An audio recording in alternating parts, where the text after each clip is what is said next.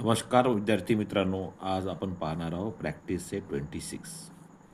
Different mathematical operations are given in the two rows below. Find out the number of you get in each operation and make equations.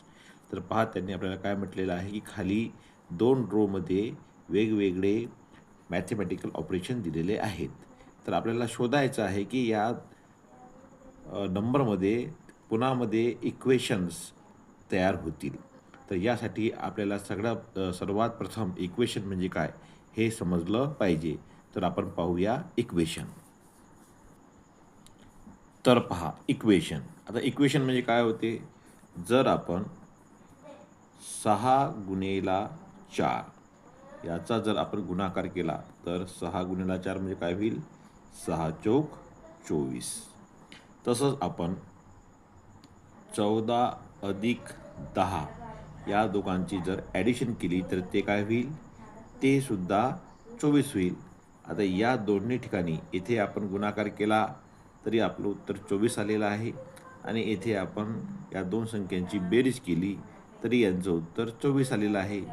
यामध्ये आपल्याला काय दिसते की या उदाहरणामध्ये ही जी आपली राईट हँड साईड आहे ही दोन्ही गणितात आपल्याला सेम दिसते.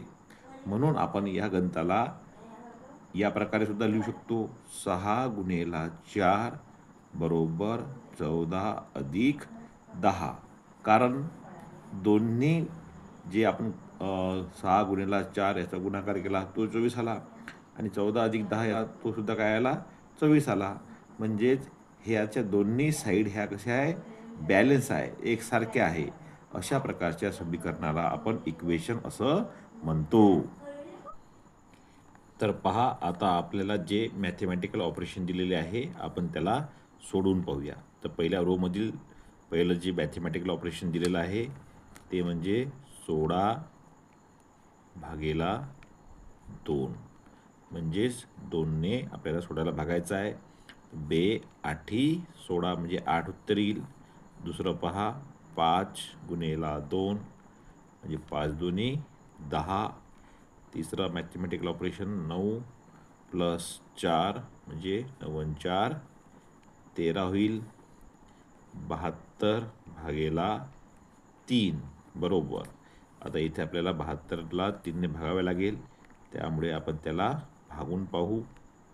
3 दोन्ही 6, 7मधून 6 गेले, 1 राहिला, हा 2 खाली आला, 3 चौक 12, 0 आणि 0 म्हणजे उत्तर आलं आपलं 24. आणि शेवटी 4 + 5 बरोबर किती, तर 9. हे करून पाहू. 8 गुणेला 3 म्हणजे 8 त्रिक 24. 19 - 10 बरोबर 9. 10 - 2 म्हणजे 8. 37 - 27 म्हणजे 37मधून 27 गेले, 10 राहतात. 6 + 7 याची बेरीज काय होते, 13. तर पहा, आपण या दोन्ही रोमधील जे मॅथेमॅटिकल ऑपरेशन होते ते आपण सोडून बघितले. तर आपल्याला जे वरील रो होती त्यामधील मॅथेमॅटिकल ऑपरेशनचे हे आपले आलेले उत्तर आहे, आणि ह्या खालील रोचे हे आलेले उत्तर आहे.